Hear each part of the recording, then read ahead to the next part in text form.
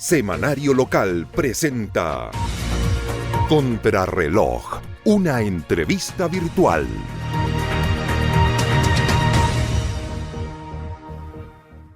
Hola, ¿qué tal? Muy buenas tardes. Nos encontramos este sábado 12 de junio con una temperatura más o menos de 6 a 7 grados, pero la sensación térmica es muy por debajo del grado cero en el Café Quieros, al aire libre, con un hermoso atardecer de cielo despejado, junto a Bernardo Candia para conversar temas que son de contingencia local, nacional, regional, un poco de aquí y un poco de allá, porque no saltarnos el acuerdo de Trump, por ejemplo, hoy día frente a la situación de Irán, debe ser un tema obligado de conversación. Bernardo, qué gusto de compartir contigo y iniciar esta tarde de conversación. Hola, buenas tardes, Claudio. Una vez más, digamos, acá para compartir nuestras opiniones y dar a conocer aquellos textos que ya ha sido también una rutina que hemos traído. Hoy día hemos traído 3 textos, uno de Hernán Rivera Letelier, La reina Isabel cantaba ranchera. Este es uno de sus primeros libros. En realidad da cuenta de lo que es la historia de la salitrera y de ahí parte, digamos, la historia y cuenta una historia vinculada, obviamente, con todo lo que significa en donde se instalan faenas de esta naturaleza, que es donde llegan las mujeres que hacen feliz a Claudio. Las mujeres que cantaban música ranchera. Y el segundo texto tiene que ver con La razón populista, de Ernesto Lacroix, que es un filósofo argentino que da cuenta un poco del origen de lo que son las corrientes de opinión populistas que hoy día, digamos, están imperando en el mundo, en los distintos países. La razón populista de Ernesto Lacroix. Sí. Y un tercer libro que tiene que ver con la Hacienda Rupanco. Esta es una historia o monografía que pretende dar cuenta de lo que fue el origen, la expansión y el juicio en la Hacienda Rupanco de Paz Neira Barría y Liliana Barría Irumé. Esas son 2 personas vinculadas a Osorno y sobre todo al abogado que dio cuenta del juicio que era no me acuerdo de don Barría, el señor Barría, que da cuenta, digamos, de la historia de la Hacienda Rupanco. Es un libro altamente recomendable porque la gente que quiera interiorizarse, ver los antecedentes históricos que hay, los documentos que avalan la hipótesis, lo puede encontrar en este texto que es local y que puede dar, digamos, origen a una buena conversación familiar. Y que habla un poco de la necesidad de ir internalizando en la sociedad aspectos que son relevantes de la historia local.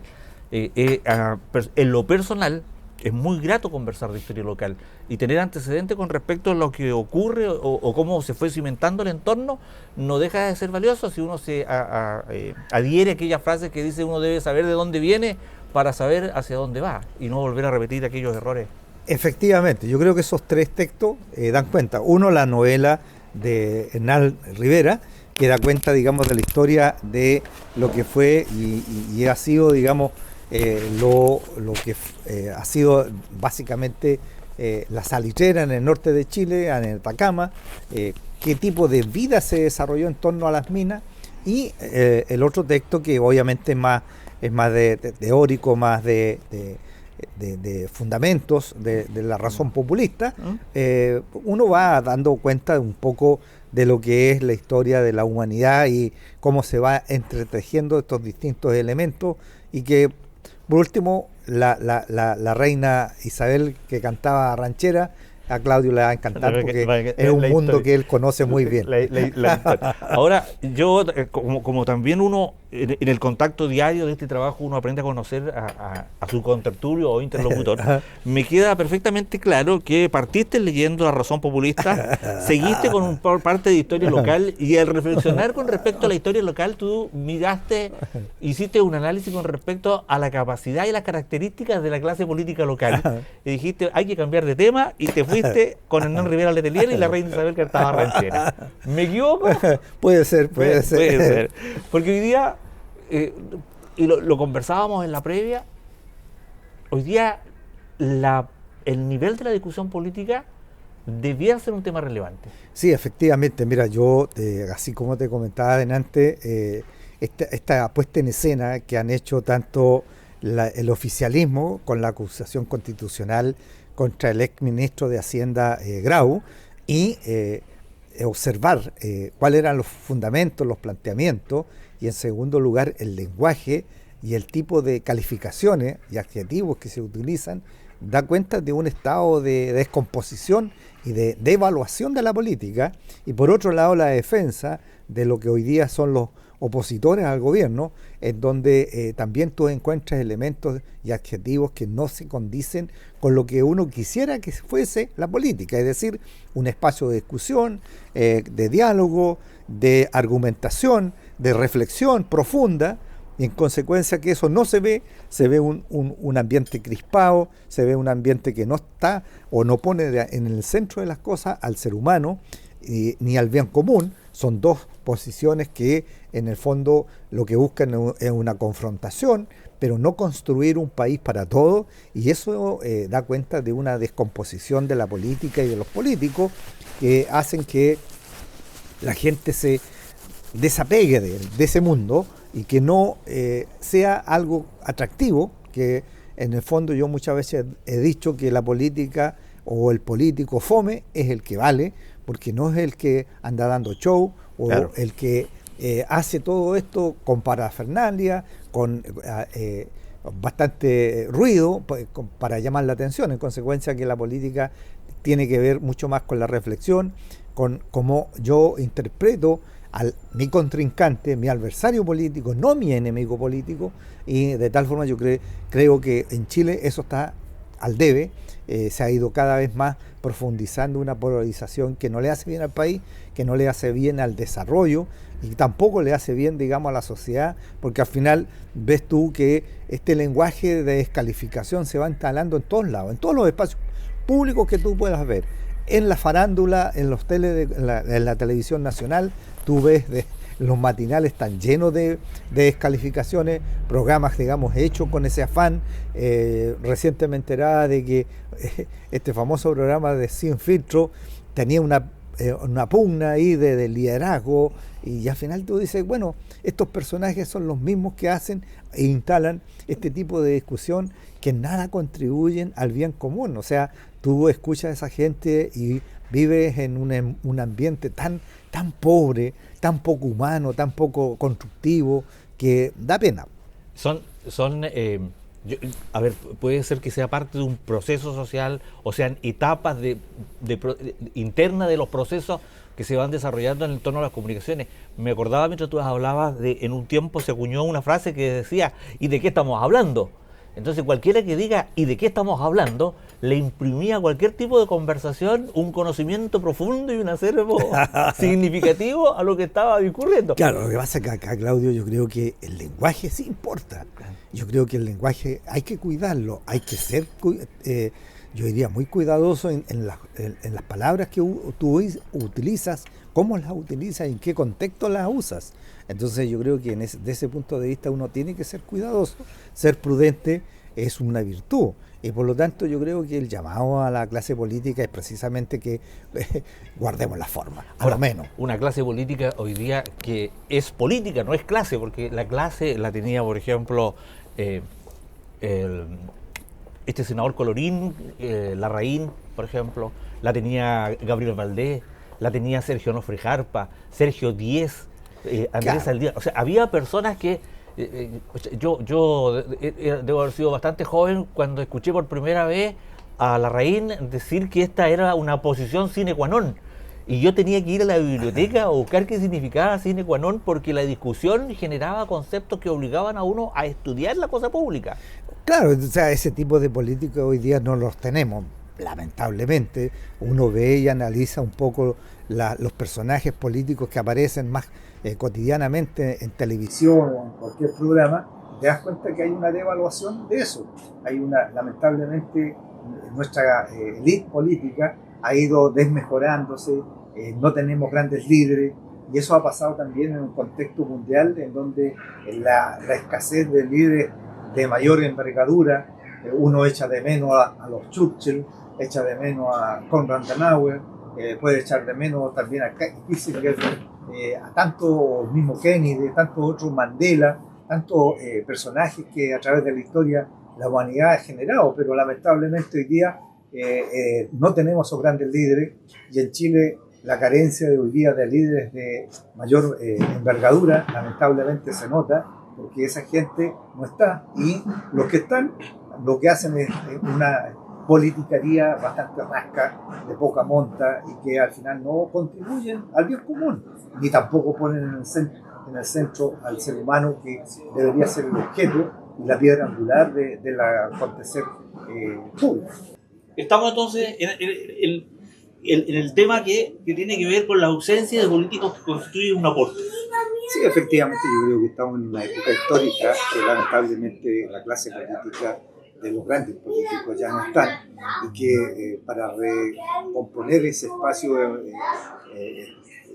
ha sido difícil, porque los líderes no se generan de la noche a la mañana, son una construcción que muchas veces parte en la universidad para terminar posteriormente en el espacio más grande, que es la tribuna que te da un país, una región o un poder local. Lamentablemente la devaluación, la participación de actores relevantes desde el punto de vista político hoy día están ausentes. Yo creo que eso es un elemento que hay que tener en cuenta para hacer el análisis de lo que está sucediendo muchas veces a nivel nacional, pero también a nivel local y regional. Nosotros tenemos una ausencia de discusión política de nivel en el espacio regional y en el espacio local significativo. Aquí no se discute, no se dialoga, no se tienen ni siquiera argumentos para poder establecer temas. A mí me llama precisamente la atención el hecho objetivo de que tú no discutas qué es lo que está pasando con la alta tasa de desempleo a nivel local. O sea, da lo mismo que tengas un 22% de cesantía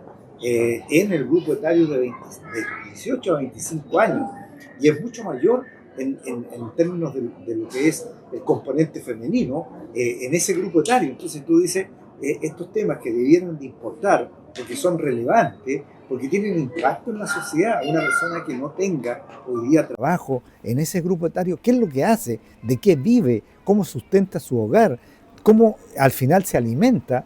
Y eso pareciera ser que no es parte de la discusión pública. Entonces estás preocupado de unas cortinas, estás preocupado de accesorios y no estás preocupado de lo sustantivo. Entonces la pregunta que uno se hace, ¿tienen conciencia de verdad cuánto es el nivel de pobreza que existe en Osorno? ¿Cuántos son los campamentos que tenemos? ¿Cuánta gente vive en campamentos? Ese tipo de elementos de discusión no están, y están preocupados de cosas triviales, de cosas que no tienen un significado profundo para recomponer la sociedad osornina en términos de lo que significa tener una sociedad integrada, una sociedad justa, equilibrada, y una sociedad que te pone el acento también en el desarrollo y el crecimiento. Esos temas lamentablemente no están presentes hoy día en la discusión local y tampoco a nivel regional. O sea, tú no ves una discusión. Lo que ves a nivel regional muchas veces son verdaderas apologías de la autocomplacencia. Es decir, eso es muy típico de que, oh, qué grande eres, te felicito, me felicito y me conformo con lo que estoy haciendo, como que fuese tan relevante lo que están haciendo, cuando los temas que están ausentes y que son importantes no están. Y uno ve, primero voy a repetir algo que escuché, que no es mío, pero lo escuché. Es esta clase política o este nivel de actores políticos que tenemos hoy día el que ha obligado a las empresas de champú a colocar en la parte trasera las indicaciones de uso del champú. Bueno, alguien dijo que muchas veces muchos de nuestros políticos, por eso era necesario tener una especie de manual de procedimiento para que pudiesen entender y comprender de cómo hacerlo. Claro. Entonces, tú si de verdad, a mí me llama la atención que tú no tengas la discusión de los temas importantes. Yo he hecho de menos la presencia o el relato de un proyecto de desarrollo local en donde tú digas, mire, estos son los valores, los principios en los cuales se sustenta este proyecto de desarrollo y estas son las líneas de acción que vamos a llevar a cabo en el ámbito territorial, asumiendo su cultura, su economía, su realidad social. Eso Hoy día no lo tenemos. Hoy día lo que estamos viendo en las discusiones, tanto local como regional, son cosas puntuales de activismo, de acciones muy limitadas, pero que no dan cuenta de un proyecto de desarrollo regional, ni tampoco de un proyecto de desarrollo local.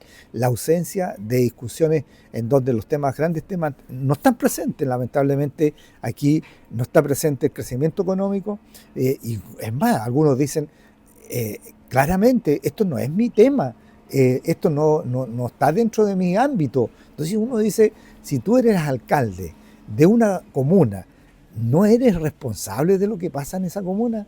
¿No eres acaso un actor relevante de esa comuna en donde tienes que ser el vocero muchas veces de tu comuna para plantear los temas a nivel regional o a nivel nacional y decir, prefiero no quedarme callado, no decir nada, pasar desapercibido, porque este gobierno no es mío? Bueno, eso es un arte, el pasar desapercibido, teniendo una actividad pública relevante, es un arte y es una forma de sacarle la aguijón, El dicho de sacar las castañas con la mano del gato. Sacar las castañas con la mano del gato. Y el que nosotros hoy día podamos plantear algunos temas, o conversar aquí algunos temas, resulta incluso hasta peligroso porque tú le entregas municiones a ciertos actores políticos que van a utilizar esa munición, pero sin obtener ningún resultado, ni menos darle el blanco. Tengo un ejemplo. 2 personas fallecieron en Rahue a través de una balacera que involucra tráfico de droga. Bueno, ¿cuáles son los indicadores de la comuna de Osorno, de la provincia de Osorno con respecto al tema de droga? ¿Cuáles son las medidas de seguridad? ¿Cuál es la discusión? ¿Cuál es la participación? ¿Cuál es el análisis? Yo no he escuchado más que el titular de 2 personas fallecidas producto de una balacera en tal parte. Claro, ¿Cuáles son los índices de delincuencia? ¿Qué es lo que estás haciendo para evitar eso? Entonces, los presidentes de la Unión Comunal de Vecinos, ¿cuál han determinado? Este es el mapa rojo de Osorno. Pero mira, más allá del rol del dirigente, digamos, tú no le puedes exigir algo a la ciudadanía que su institucionalidad no se la entrega. ¿Y qué es lo que nos está entregando a la ciudadanía? Seguridad. Entonces, cuando tú creas una oficina de seguridad o un departamento de seguridad, tienes un plan de seguridad preventivo, y no estáis previniendo los delitos que de mayor connotación social, bueno, tu oficina no está pegando en el blanco, no está siendo eficaz. Puede ser eficiente porque se están gastando las plata, pero no es eficaz desde el punto de vista de la acción. Y por lo tanto tendrás que decir, a ver, un momento, ¿cómo estamos enfocando esto? Y no decir, mire, yo no soy el responsable. Usted es corresponsable de la situación de seguridad que suceda en cualquier espacio comunal, sea Osorno, sea San Juan de la Costa, sea Purranque, cualquier espacio. Y a nivel regional también. Tú algo tendrás que hacer y no quedarte en esta comodidad de no asumir tu responsabilidad en los hechos. Es decir, aquí se naturaliza el hecho de que se mate gente, se naturaliza que gente se dedica al tráfico de droga, se naturaliza de que los conflictos de esta naturaleza se estén expandiendo en la ciudad. ¿Dónde están las ocurrencias? ¿Qué estoy haciendo ahí? ¿Dónde está la venta de droga? Al final uno se dice, mire, si en esto pareciera ser que lo mejor es no mirar, no ver, porque no hay peor ciego que el que no quiere ver. Y hay gente que aquí se está haciendo el H permanentemente y no hacer nada, y al final de cuentas tú dices, ¿para qué estamos gastando plata, dinero, a través de pagar los impuestos, los permisos de circulación, cuando al final de cuentas tú tienes un plan que no está siendo efectivo? Y si es que existe un plan. Mira, por ley los obligan a tener un plan comunal, pero la pregunta es si ese plan está dando cuenta de la realidad. ¿Tiene una mirada integral? ¿Tiene una mirada donde hay acciones concretas de prevención? ¿Qué estábamos haciendo con el adulto mayor? ¿Cómo le damos resguardo, certeza? O de aquellas personas que viven en sectores aislados, ¿cómo los protegemos? Ahora, aquí, entonces, no basta con andar dando recorrido en el auto. ¿Tú has visto alguno de estas personas que se dedican a la seguridad caminar en algún espacio público por las calles? Yo siempre los he visto en vehículos. ¿Qué tipo de seguridad es ese? Bueno, justamente ayer me avisaban cómo se controlaba a aquellas personas que afuera de los supermercados venden con sus canastitos cilantro, quesito y chalota.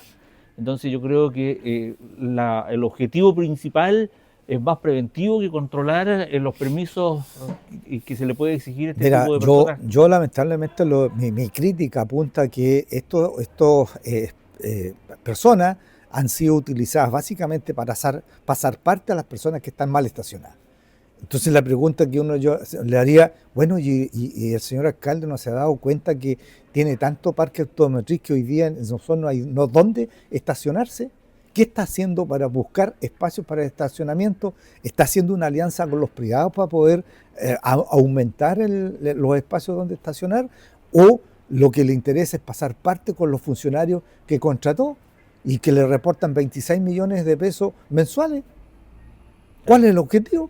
Ahora, eso por parte de la municipalidad, porque por parte del gobierno existe la instancia de llamar a coordinación a los servicios públicos para establecer medidas, ¿no? No, evidentemente aquí hay otra responsabilidad que tiene el delegado provincial. Él, por ley, tiene que coordinar las acciones de las policías y uno no ve nada, no ve una acción, no ve una coordinación, no ve tampoco acciones en conjunto, ni siquiera operativos. Yo no sé si él coordina a nivel provincial las acciones que se desarrollan a nivel nacional de ambas policías, tanto Carabineros como investigaciones, cuando salen a nivel nacional. Porque lo único que uno queda, que en Santiago lo hicieron. Claro. Pero a nivel nacional y a nivel provincial no observo una conducta de esa naturaleza. Entonces, aquí creo yo que estamos faltando en nuestra responsabilidad de coordinar a ambas policías, de usar los recursos en forma eficiente y eficaz, de tal forma que ayudemos, contribuyamos a prevenir.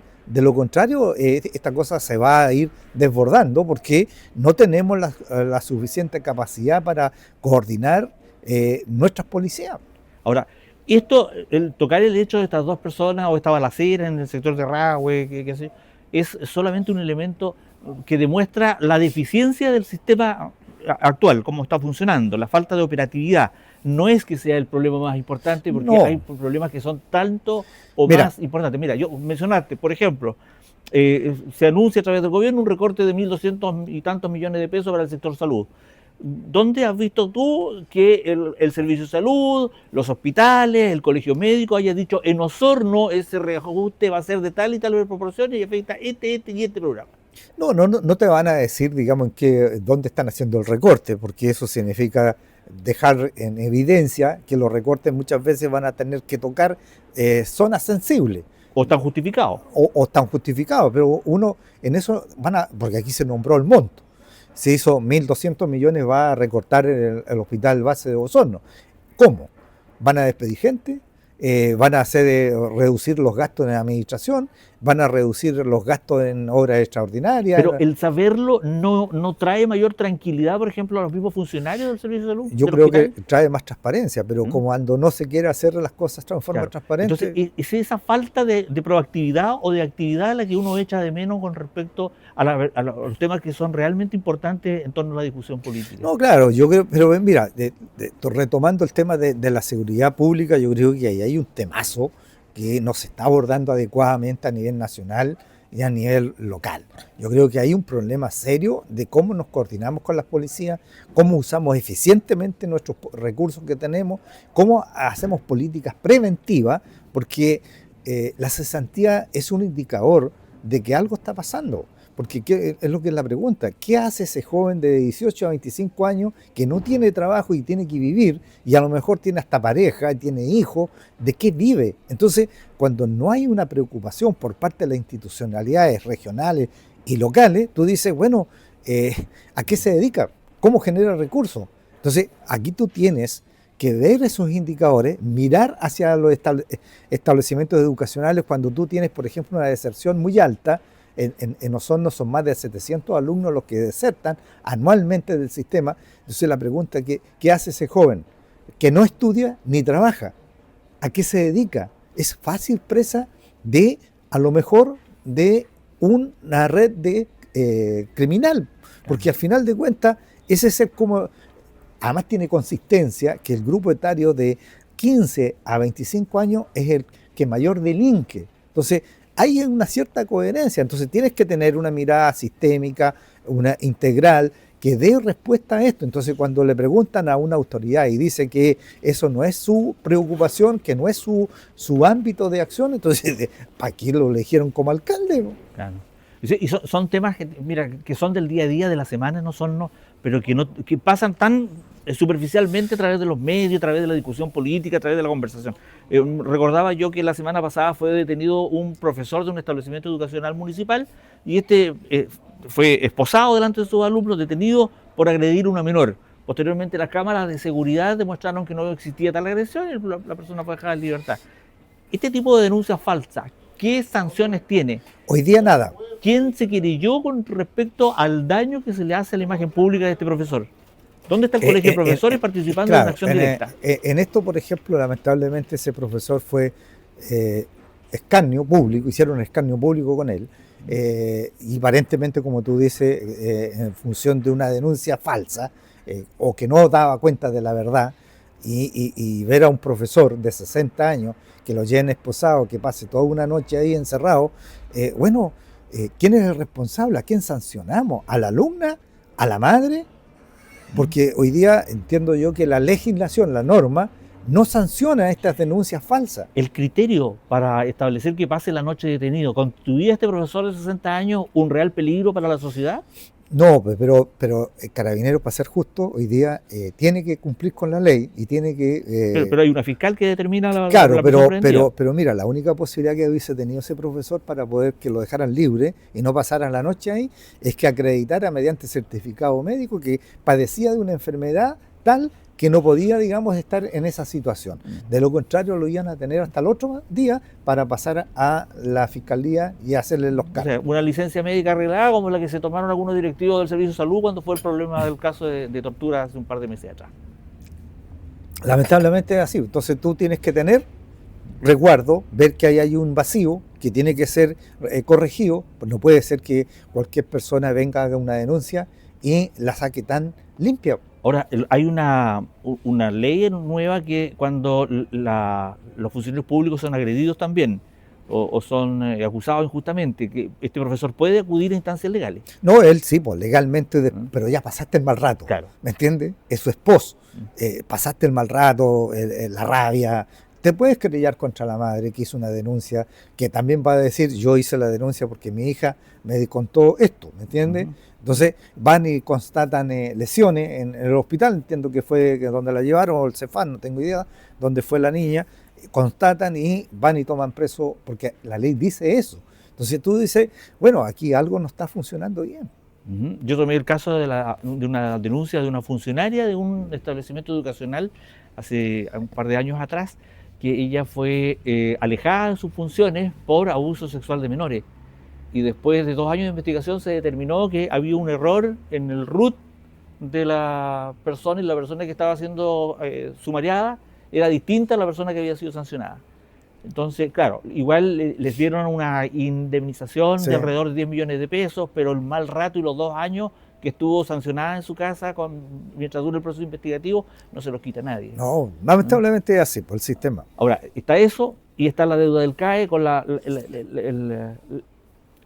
actitud de los jueces que están tomando la situación no como un marco jurídico general, sino caso a caso. O sea, es caso a caso, los jueces determinan si es válido que te vacíen las cuentas o no. No es una norma general.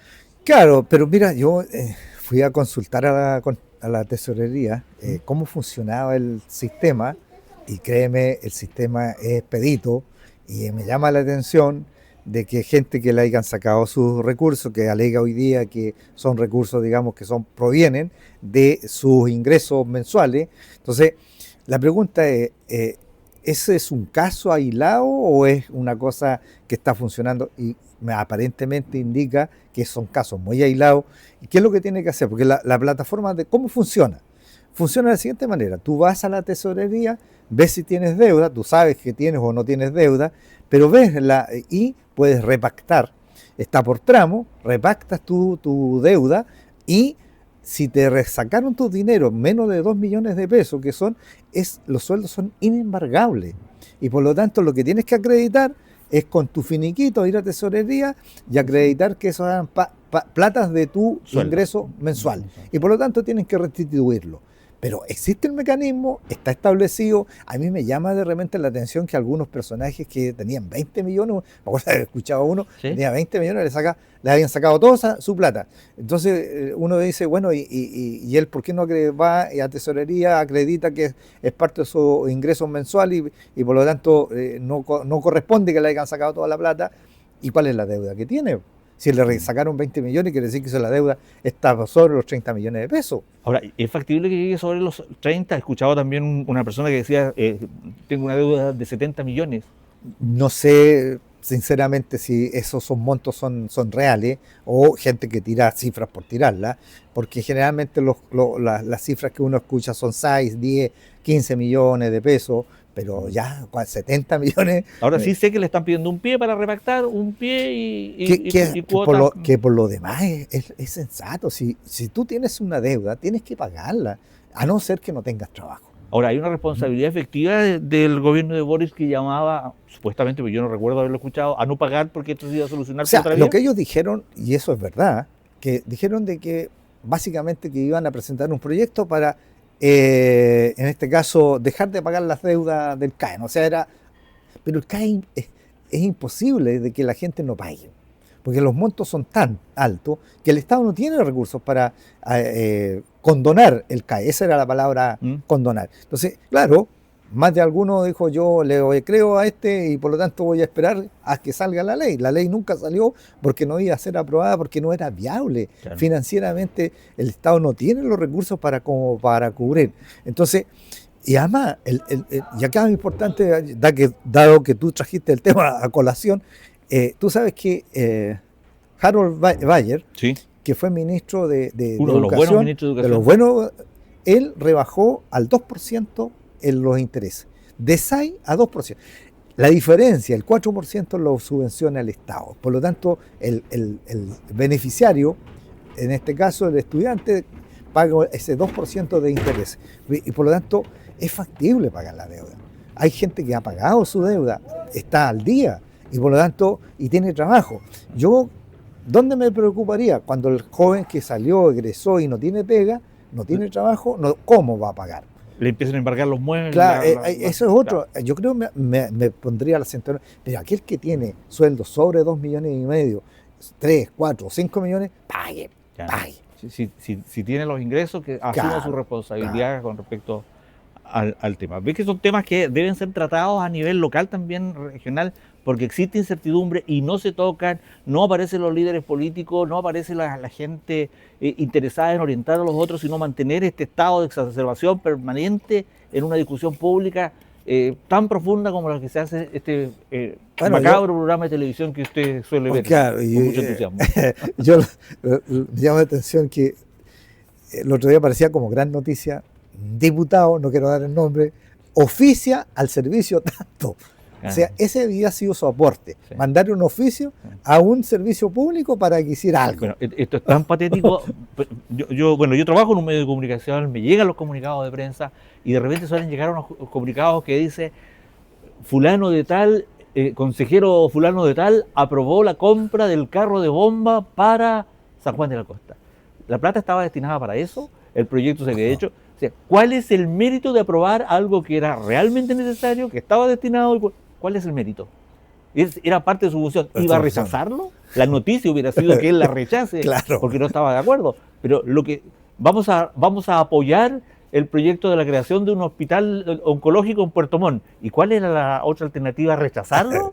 Tú sabes que la ley del cáncer establece que en Chile deberían tener a lo menos, son 4 centros oncológicos a nivel nacional. Y uno de los centros oncológicos está en la región de Los Lagos, y principalmente en la capital regional, Puerto Montt.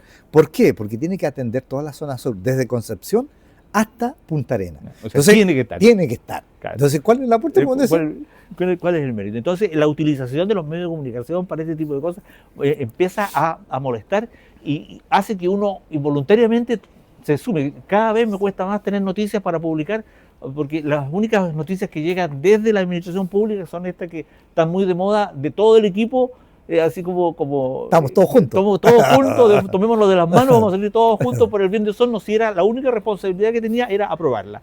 ¿Dónde no salen cuando hay que aclarar qué pasó con el tema de las fundaciones, quién tuvo la responsabilidad de política, en qué va el caso Kimun, cuáles son los cambios en el gobierno regional? En los consejos municipales se aprobó alguna normativa para que los presupuestos anuales que se empiezan a aprobar de marzo tengan una forma de participación distinta a la comunidad. Esos son temas que a nadie, porque son un poquito más complejos. Entonces, no da el nivel tanto, nos quedamos con las cortinas. ¿Ah? Es más fácil la cortina de los 10 millones. Bernardo, hoy día con un poquito la bala pasada. Sí. Hay un caso de una ciudadana que pidió un crédito para comprarse una casita, pidió 10 millones de pesos hace 20 años atrás y le quedan 8 millones después de 10 años pagando. Le quedan 8 millones porque el Banco del Estado, que tiene como rol ayudar al desarrollo de las personas, le cobró unos intereses por el crédito draconiano que raya en la usura, que está al borde de la usura. ¿Quién le pone el cascabel a ese gato? Bernardo. Muchas gracias, Claudio. Lo habíamos conversado. 1 minuto y medio para la disquisición final. Mira, el llamado que yo puedo realizar es a los políticos a preocuparse de las cosas relevantes e importantes. Preocúpense de ese grupo etario de 18 a 25 años que hoy día anda buscando trabajo por primera vez y no lo encuentra. Preocúpense de los temas relevantes como es el déficit habitacional, preocúpense de los campamentos, preocúpense del nivel de pobreza que está llegando a niveles que está en el orden del 17% y por lo tanto pongan el acento en la discusión en esos temas, no en las cortinas. Perfecto, muchas gracias. Junto a Bernardo Candia nos despedimos entonces el día de hoy para invitarlos a participar la próxima semana nuevamente con nosotros a través de Contrarreloj, un espacio de discusión y conversación. Tenga usted un buen fin de semana.